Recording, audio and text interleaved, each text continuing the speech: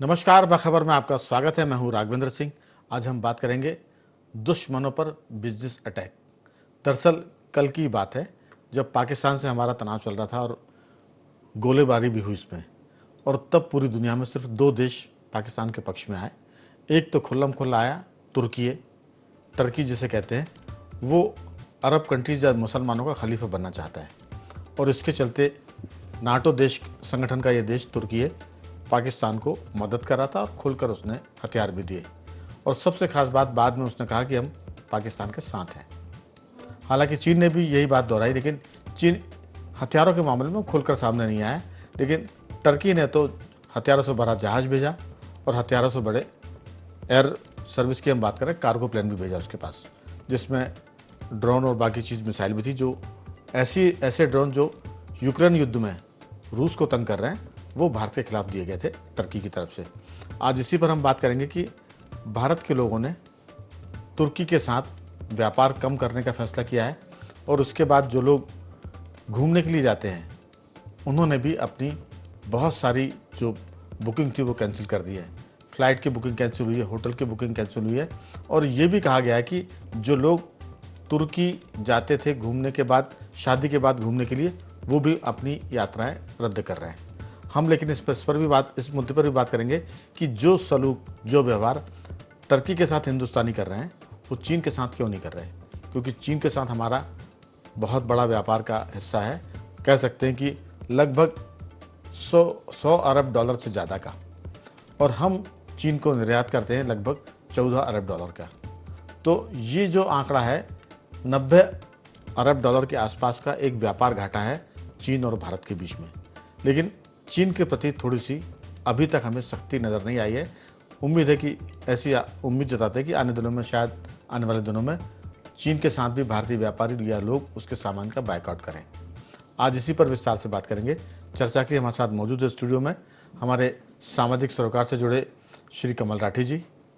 Telephone line पर हमारे साथ जुड़ेंगे पत्रकार साथी देवदत्त दुबे जी, सामाजिक सरोकार से जुड़े उदयवीर सिंह जी, और मध्य प्रदेश के वरिष्ठ पत्रकारों में शामिल जयंत सिंह तोमर जी भी हमारे साथ फोन पर जुड़े हुए हैं। आप सभी का बहुत बहुत स्वागत है। जयंत जी, मेरी आवाज़ सुन पा रहे हैं? जी राघवेंद्र जी, बिल्कुल साफ आवाज है। दरअसल ये जो सारा मामला है, निश्चित रूप से राष्ट्रवाद की हम बात कर रहे हैं, देशभक्ति की बात कर रहे हैं, लेकिन राष्ट्रवाद और देशभक्ति के मामले में अभी तुर्की निशाने पर है, चीन बचा हुआ है। तुर्की के साथ बहुत बड़ा व्यापार तो नहीं कहेंगे, लेकिन कई ऐसे सुरक्षा काम से जुड़े उसके पास ठेके थे, टेंडर थे, जो भारत सरकार ने रद्द किए। इसके अलावा भारतीय जो नागरिक हैं वो भी बढ़ चढ़कर इसमें हिस्सा ले रहे हैं और तुर्की की अपनी यात्राएं कैंसिल कर रहे हैं, बुकिंग कैंसिल कर रहे हैं, और इससे बताते हैं कि तुर्की को एक बड़ा घाटा होगा। लेकिन इसकी तुलना अगर हम चीन से करें तो चीन ऐसा देश है जिससे भारत का व्यापार बहुत ज़बरदस्त है। कह सकते हैं कि दुनिया में शायद जितना व्यापार भारत करता है उसमें चीन दूसरे नंबर पर आता है, और 114 अरब डॉलर के आसपास हम चीन से आयात करते हैं और करीब 14 अरब डॉलर के आसपास हम निर्यात करते हैं। तो निर्यात और आयात में बहुत बड़ा अंतर है, भारी घाटा है भारत को उसमें, अगर निर्यात और आयात की बात करें। लेकिन चीन हमसे जो चीज़ लेता है वो है चाय और मसाले, बाकी चीज़ हमसे चीन नहीं खरीदता है। लेकिन चीन से हम जो चीज़ लेते हैं, आप देखिए कि भारतीय बाज़ार चीन के मोबाइलों से अटे पड़े हुए हैं। अगर हम इसकी बात करें कि जो ज्वेलरी होती है, आर्टिफिशियल ज्वेलरी, उससे भारतीय बाजार भरे पड़े हुए हैं। हमारे देश की बहनों और माताओं के पास सोने के सामान भी बहुत है, लेकिन नकली सामानों की बात करें तो चीन से बहुत नकली सामान आता है, जिसको हम आर्टिफिशियल ज्वेलरी कहते हैं। वो भारतीय हमारी महिलाएं, बहनें उसको पहनती है, उससे बड़ा व्यापार होता है। एक मैं अंतिम बात बोलूँगा इस पूरी बातचीत में कि एक भोपाल में मेरे परिचित हैं, कोरोना काल के पहले उनसे मेरी बात हुई। उन्होंने कहा कि एक कंटेनर हम चीन से लेकर आए हैं। कुछ दिनों पहले उनके पिता और पुत्र दोनों चीन गए थे, और वो उस कंटेनर में सामान था आर्टिफिशियल ज्वेलरी का। उन्होंने कहा कि हम 1.5 करोड़ का सामान लेकर आए हैं और ये लगभग 3 करोड़ में बिक जाएगा। तो इतना भारी मुनाफा अगर आप चीन से कमा रहे हैं तो भारतीय व्यापारी क्यों ना चीन से 6 महीने के लिए व्यापार बंद कर दें, जितना कमाया कुछ पैसा खर्च करें, और ताकि चीन को भी सहयोग मिले और ऐसा लगे कि सिर्फ राष्ट्रवाद तुर्की के खिलाफ नहीं है, चीन के खिलाफ भी है। आपकी राय जैन जी? राघवेंद्र जी, आपने बिल्कुल ठीक कहा कि हमें चीन के साथ उस तरह से नहीं, सीधे सीधे ऐसा नहीं कि उसके प्रति नाराजगी जताते हुए, बल्कि आत्मनिर्भरता किस तरह से भारतवर्ष की बढ़े, अपने देश की किस तरह से बढ़े, उसकी कोशिश करनी चाहिए। जैन चीन जी, से जो जैन जी, जी जी हम सब जी भारतीय जनमानस का वो करते हैं प्रतिनिधित्व। हम अपने दुश्मन के बारे में भी कितने पोलाइट होते हैं। जैसे आपने कहा कि चीन से ऐसे नहीं, मतलब आत्मनिर्भरता के नाम पर विरोध करें, खुल के विरोध करना चाहिए कि दुश्मन देश के साथ मिला हुआ है, चीन हमारा शत्रु देश है, सरकार कहे या ना कहे। लेकिन हम भारतीयों की आदत है, मैं भी शामिल हूं उसमें, मैंने भी पूरी बातचीत में चीन को दुश्मन देश नहीं कहा है, जबकि उसने हमारे साथ डोकलाम किया, गलवान किया। अभी कल की बात है, अरुणाचल के बहुत सारे हिस्सों को उसने चीनी नाम दे दिए, लगभग 90 हिस्सों को चीनी चीनी नाम दिए हैं चाइना ने। तो ये जो भारतीयों की उदारता है, ये कई बार हमारी दुनिया में कमजोरी भी मानी जाती है। बहुत एग्रेसिव तो नहीं होना चाहिए, लेकिन दुश्मन को दुश्मन कहना चाहिए। मैं भी उसमें शरीक हूँ, मैं भी नहीं कह पाता हूँ, क्योंकि हमारी घुट्टी में ये मिला हुआ कि हम दुश्मन को दुश्मन भी कहें तो थोड़ा सा प्यार से और लिहाज करके कहें। जी जैन जी। बिल्कुल। तो हमारा जो व्यापार घाटा चीन के साथ, हमारा इतना बड़ा व्यापार घाटा है, उसको संतुलित करने का एक ही तरीका है कि हम कम से कम उसके साथ आयात करें, और जो कुछ भी आयात करते हैं दूसरे और भी देश हैं दक्षिण एशिया में, उनसे भी वो सब चीजें मंगा सकते हैं। जी। जहाँ तक तुर्की की बात है, तुर्की हम सबको मालूम है कि अगर इतिहास पढ़ेंगे तो एक समय उसको भूमध्य सागर का सबसे शिशु कहा जाता था, और जो यूरोप और एशिया दोनों के बीच में था, और उसकी अपनी कोई स्वतंत्र पहचान नहीं थी। जो मुस्तफा कमाल पाशा के समय में उसकी अपनी पहचान बनी। लेकिन तुर्की क्यों नाराज है? जहां तक मेरी जानकारी है वो ये कि साइप्रस और ग्रीस के मामले में भारत ने जो रुख अपनाया, तुर्की चाहता था कि उनकी मदद न की जाए। ये उसकी नाराजगी की एक बड़ी वजह है। और भी कुछ वजह हो सकती है जिसके कारण तुर्की नाराज है। लेकिन तुर्की से हमारा व्यापार का कितना संबंध है? शायद 16.5%। जैन जी, तुर्की इसलिए भी नाराज है क्योंकि तुर्की मुस्लिम देशों का खलीफा बनना चाहता है, और पाकिस्तान के पास इस्लामिक एटम बम है। तो वो पाकिस्तान की इसलिए मदद कर रहा है क्योंकि जो ब्रदरहुड है मुस्लिम्स का, उसके नाते वो पाकिस्तान की मदद कर रहा है कि हमारा मुस्लिम भाई है, इस्लामिक कंट्री है, इसलिए वो मदद कर रहा है। भारत से नाराजगी की कोई इतनी बड़ी वजह आज नहीं है, ये तो हम बहुत पहले से हमारी विदेश नीति का हिस्सा रहा है। आज वो इसलिए खड़ा है क्योंकि वो मुस्लिम ब्रदरहुड के नाते पाकिस्तान गलत करे सही करे, जम्मू कश्मीर से 370 हटे तो भी वो पाकिस्तान के पक्ष में है। अगर वो हमारे यहाँ के आतंकी, उनके वर्दी छोड़कर पाकिस्तानी सेना के आतंकी यहाँ आते हैं और वो अगर हमारी बहनों को मारते हैं, तब भी वो उनके साथ खड़ा है। इसमें मानवीयता अमानवीयता कोई मायने नहीं रखती, सिर्फ इसमें इस्लाम के मायने हैं और ब्रदरहुड के मायने हैं। जी जैन जी। बिल्कुल। तो इसमें यह है कि अंतर्राष्ट्रीय स्तर पर जो भी संधि विग्रह है, भारत को जैसा भी कूटनीतिक स्तर पे, राजनीतिक स्तर पे तय करना है कि किसके साथ कब और किस तरह से कैसा व्यवहार किया जाए।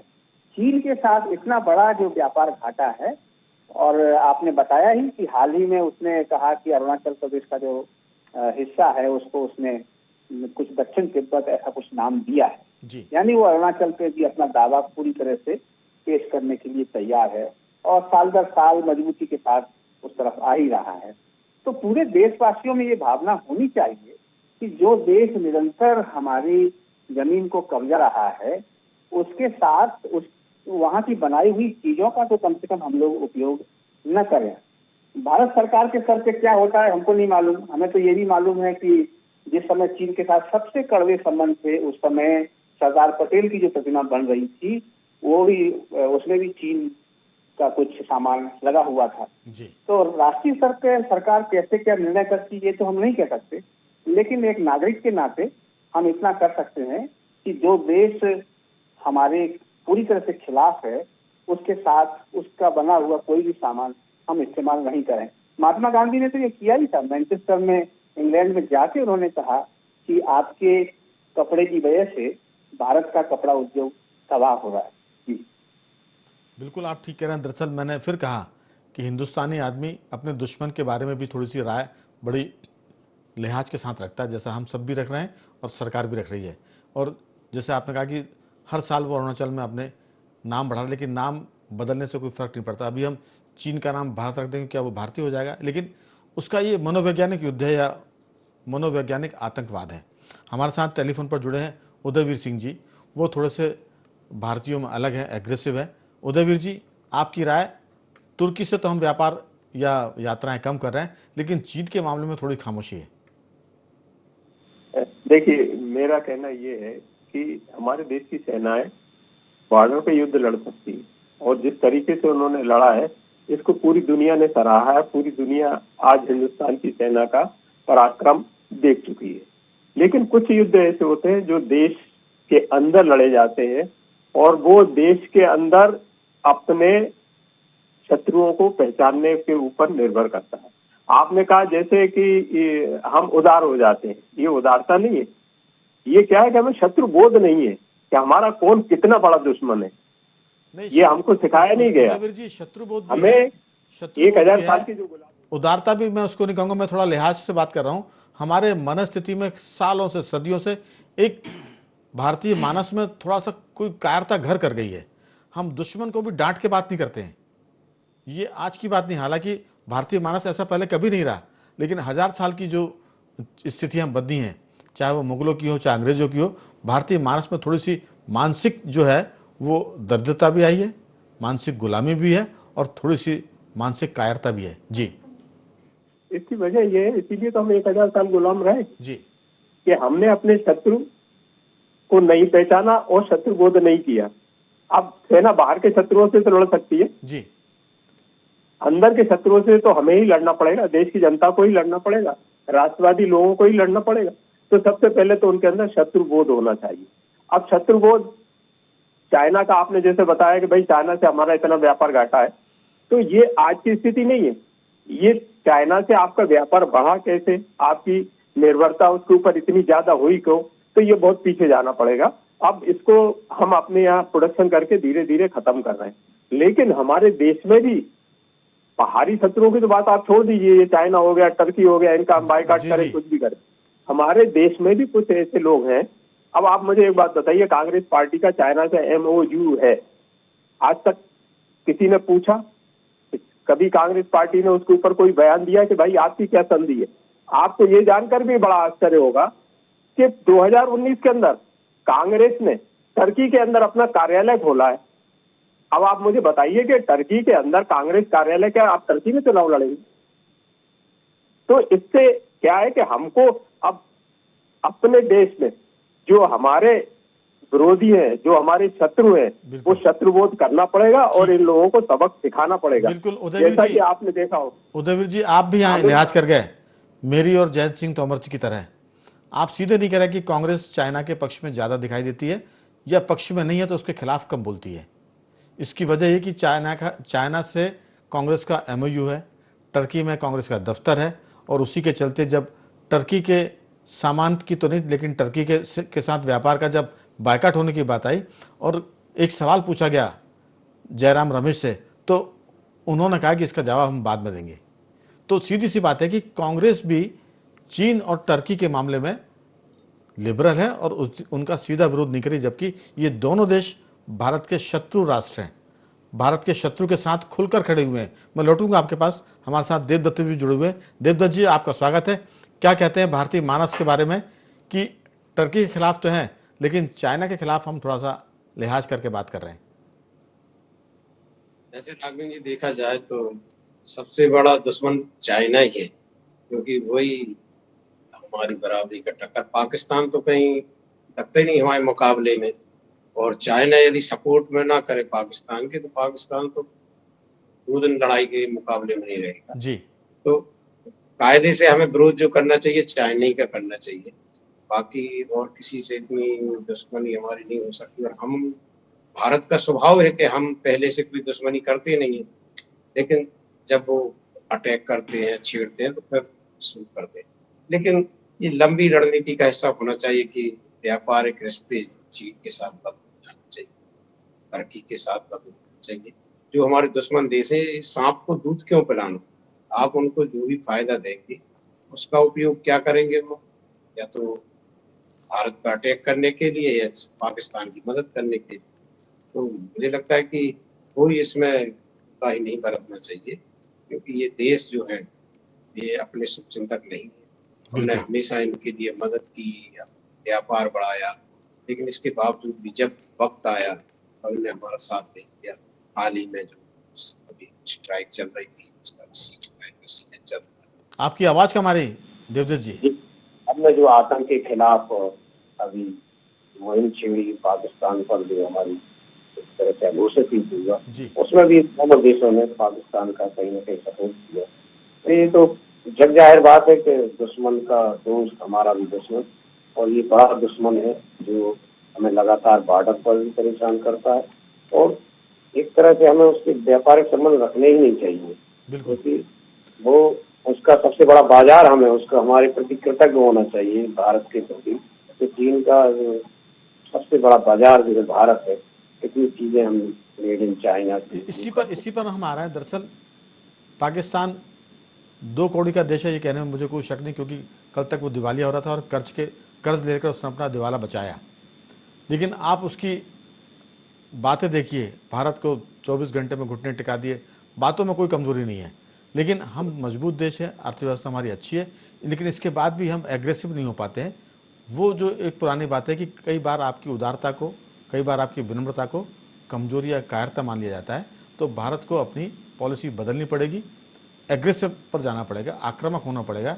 नहीं तो पाकिस्तान और टर्की जैसे देश आपको इसमें बात करें, चाइना का तो चलो बनता भी कि वो दुनिया की दूसरी या तीसरे नंबर की पावर है। आपको बता दें कि चीन का जो भारत के साथ निर्यात है वो सिर्फ 14 बिलियन डॉलर का है, और भारत का आयात है जो चीन से वो 127 बिलियन डॉलर का है। ये जो फ़र्क है ये बताता है कि भारत के लोगों को मेहनत करनी पड़ेगी, उत्पादन बेहतर करना पड़ेगा, कीमत कम रखनी पड़ेगी, तब हम उसको टक्कर दे पाएंगे। वरना व्यापारी तो जहाँ से मुनाफा कमाया जाता है वहाँ से सामान लाता है। लेकिन राठी जी, व्यापारी का भी राष्ट्र होता है, और अगर कोई राष्ट्र भारत को खतरा पैदा कर रहा है तो भारत के व्यापारियों को भी चाहिए कि वो उससे कम से कम कुछ नहीं तो 6 महीने के लिए चीन से व्यापार बंद कर दे, और उसके बाद चीन की हालत देखी जाएगी क्या हो रही है। आपको अगर चीन के साथ व्यापार बंद करने से थोड़ा बहुत नुकसान हो रहा है तो सह लीजिए देश की खातिर, क्योंकि आप जो सामान लाते हैं वो भारतीयों को बेच के मुनाफा कमाते हैं। भारतीयों के पैसे से आप मुनाफा कमा रहा है, और चीन भारतीयों के पैसे से हथियार बनाकर हमारे खिलाफ इस्तेमाल कर रहा है। तो ऐसे दुश्मन देश के खिलाफ सरकार है तो रणनीति, चूंकि वैश्विक कुछ नियम होते, सिद्धांत होते, लेकिन भारतीय लोग तो कर सकते हैं जैसा टर्की के मामले में किया। आपकी राय? नहीं, बिल्कुल जैसा आपने कहा, तो चीन के लिए लेके कुछ साल पहले चीन का भी बड़ा विरोध हुआ था और लोगों ने बड़ा, व्यापारियों ने विरोध किया था। तब गलवान और डोकलाम का मामला था। लेकिन हम ये देखते हैं कि जब भी सरकार जो सत्ता में होती है वो कहीं ना कहीं अपनी नीतियों में कोई ऐसा फर्क नहीं करती। उसने कोई ठेके निरस्त नहीं किए, चीन से जो भी उसके समझौते थे कोई निरस्त नहीं हुए, तो आम जनता कब तक करेगी? नहीं, चीन से तो कांग्रेस सरकार ने अपना एमओयू निरस्त नहीं किया। कांग्रेस ने भी नहीं किया। सरकार की तो वैश्विक नीति के चलते मजबूरी हो सकती है। वैश्विक नीति आप ट्रंप की भी देखिए, आज उसने सबको हिलाया, तो ऐसा नहीं कहना चाहिए कि वैश्विक कोई नीति होती है। मेरा कहना यह है कि सरकार की मजबूरी हो सकती है। विपक्ष की क्या मजबूरी है? नहीं, क्यों कांग्रेस एक कदम आगे बढ़कर नहीं कहती कि हम उससे अपना एमओयू रद्द करते हैं? विपक्ष को तो करना ही चाहिए। विपक्ष ने अगर कोई एमओयू किया हुआ है, जैसा जग जाहिर है, किया हुआ भी नहीं कहना चाहिए, किया हुआ है, तो उसे तो तत्काल वो एमओयू बताना चाहिए जनता के बीच। और नहीं बता रही तो 25-50 सीट पे आ ही रही है, लोग उसे रिजेक्ट कर रहे हैं। लेकिन जैसे ट्रंप ने अपने अमेरिका के लिए अमेरिका फर्स्ट का नारा दिया और उसने एक बात करी, उसी तरह हमारे देश ने क्यों इसके पीछे हटता है, क्यों वो चीन के साथ समझौते करता है? क्या ऐसी कमजोरियां हैं कि हम, कौन सी ऐसी वैश्विक कमजोरी? हमारे देश में कोई कमजोरी नहीं। आज युद्ध हुआ तो हमारे 140 करोड़ लोग एक साथ अगर सरकार के साथ खड़े हो सकते हैं, तो हर चीज में अगर सरकार चीन का विरोध करेगी 140 करोड़ लोग विरोध करेंगे, और जिस दिन विरोध होगा चीन तीसरे दिन घुटने पे आ जाएगी। राठी जी, सरकार भी विरोध सरकार को करना चाहिए, लेकिन भारतीय उद्योग जगत, भारतीय व्यापारिक जगत, भारतीय उद्योग जगत चीन की टक्कर में उस क्वालिटी का सामान, हम सिर्फ इसी की बात करें कि भारत में कितने मोबाइल कंपनी है ऐसी जो मोबाइल बना रही है। चीन की मोबाइल कंपनियों ने भारतीय बाजार को पाट दिया है, हर तरह के वो बिक रहे हैं। तो भारतीय जो उद्योगपति हैं, जो मोबाइल बनाने वाले, वो उनकी टक्कर के मोबाइल बना नहीं पा रहे हैं। यहां से भी क्रांति करने की जरूरत है। नहीं, आपने एक मोबाइल का उदाहरण दिया, मैं मोबाइल एक बड़ा उदाहरण है। मैं तो कहता हूं दिवाली पे जो सीरीज लगती है, जो घर घर में निर्मित होती थी, आप हमने भी बचपन में घर पे ही बनाया, लेकिन आज हम चाइना की सीरीज लाते हैं। तो ये सब चीजें क्यों क्योंकि सरकार की जो भी मतलब मैं कोई बीजेपी के लिए नहीं कह रहा हूं, पिछले 20 साल से 20 साल से जो सरकार की नीतियां हैं, उन सरकार की नीतियों ने चाइना के व्यापार को हिंदुस्तान में प्रमोट किया। जैसे east India company India I थी, व्यापार के नाम से आई और देश पे कब्जा किया, वैसे ही देश की नीति को कमजोर किया। आज भी इंडस्ट्री लगाने की बात हम करते हैं, बड़ी बड़ी मीट्स करते हैं, लेकिन कौन सी सरकार फैसिलिटेट कर रही है कि लोग उद्योग लगाएं, छोटे उद्योगों के लिए कोई काम दें। चलिए कोई आज ही मैं बस एक आखिरी में, आज मैं कोई हाईकोर्ट की सुनवाई सुन रहा था, मध्य प्रदेश हाईकोर्ट की सुनवाई थी। मैं एक कंपनी इसलिए गई थी कि साहब हमें एनआईटी में भाग नहीं लेने दिया जा रहा है और बाहर की कंपनियों को लेने, जबकि 10 साल से हम सामान सप्लाई कर रहे हैं। तो ऐसी जो नीतियां हैं और जितनी कंसल्टेंसी फर्म है जो ब्लैकलिस्टेड है बाहर, वो हिंदुस्तान में आके कंसल्टेंसी दे रही है। बिल्कुल, हमारा कहना यह है कि जो 2 कौड़ी के देश हैं वो राष्ट्रवाद की बात कर रहे हैं, पाकिस्तान जैसे लोग वहां ये कह रहे हैं कि हम जीत गए। वो उनका हर शहर में भारत ने मिसाइल दागी, लेकिन वो जश्न मना रहा है जीत का। वो ये कहते हैं कि हम कोई भी युद्ध भारत से नहीं आ रहे हैं। तो उनका राष्ट्रवाद पागलपन हो सकता है, और पागलपन ही राष्ट्रवाद होता है, कई बार ऐसा लगता भी है। लेकिन जयंत तोमर जी, ये जो सारा मामला है, क्या भारतीय व्यापारी 6 महीने के लिए कारोबार बंद नहीं कर सकते कि हम मुनाफा कम कमाएंगे, भारतीय बाजार से हम चीज़ें खरीदेंगे और भले ही उसमें हमको 2 पैसे कम मिलेंगे, लेकिन चीन से हम सामान नहीं लेंगे। तो चीन घुटनों पर आया ना आया, लेकिन चीन को समझ में आ जाएगा कि भारत के खिलाफ खड़े होने पर उसको भारतीय जनता का, भारतीय जनमानस का विरोध सहना पड़ेगा, और ये आर्थिक विरोध उसकी कमर तोड़ेगा। आपकी राय? बिल्कुल ठीक बात है राघवेंद्र जी, ये तो सबसे बड़ा प्रमाण है कि हम अपने देश में बनी हुई चीजों का ज्यादा से ज्यादा उपयोग करें और विदेशी चीजों का एक तरह से बहिष्कार करें पूरी ताकत के साथ में, ये बहुत जरूरी है। लेकिन यहाँ एक बात मैं कहना चाहता हूँ कि हम अपनी जनता के स्तर पे तो बहिष्कार हो सकता है, लेकिन उस समय सरकार की नीतियों का जो प्रश्न आया कि सरकार की नीतियां क्या रहती हैं, जनता का समर्थन रहता है।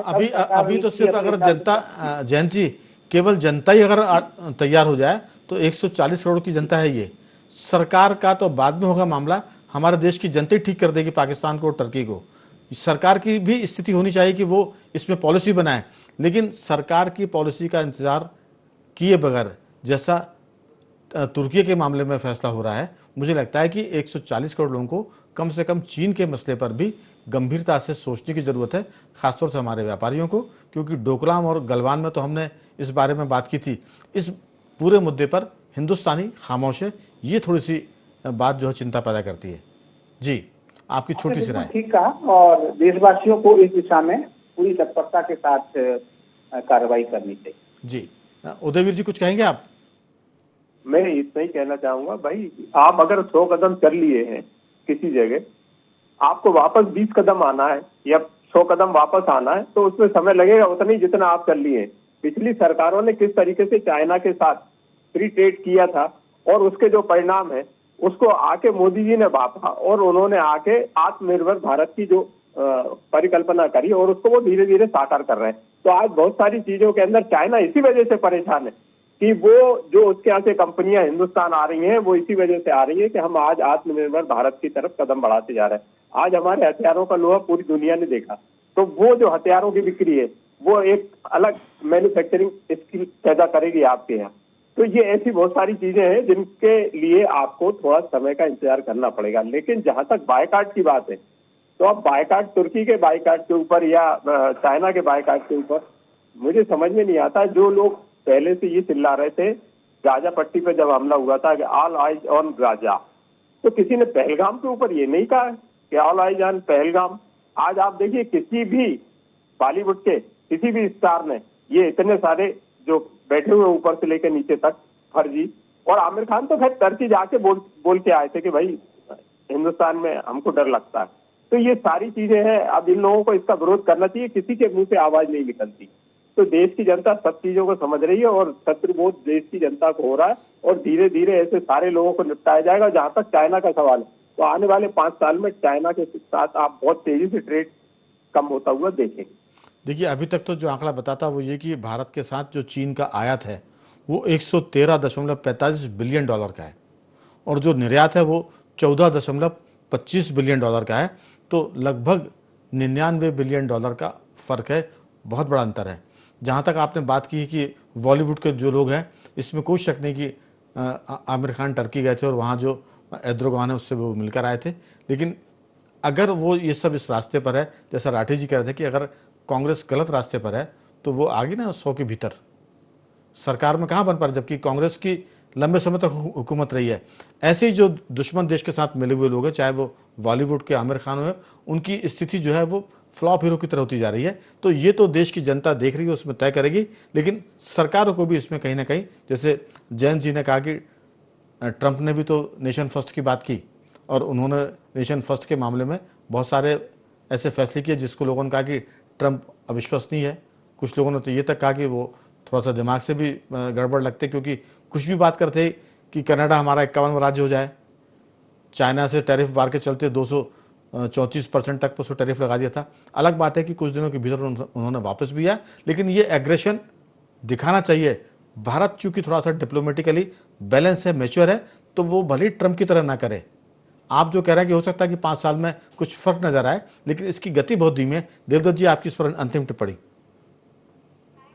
बिल्कुल, इस दिशा में तो तेजी से प्रयास होना चाहिए। एक जन जागरूकता आनी चाहिए देश के अंदर कि हम चीनी सामान पर बिल्कुल, कई बार बातें चलती सोशल व्यवहार जीवन में जी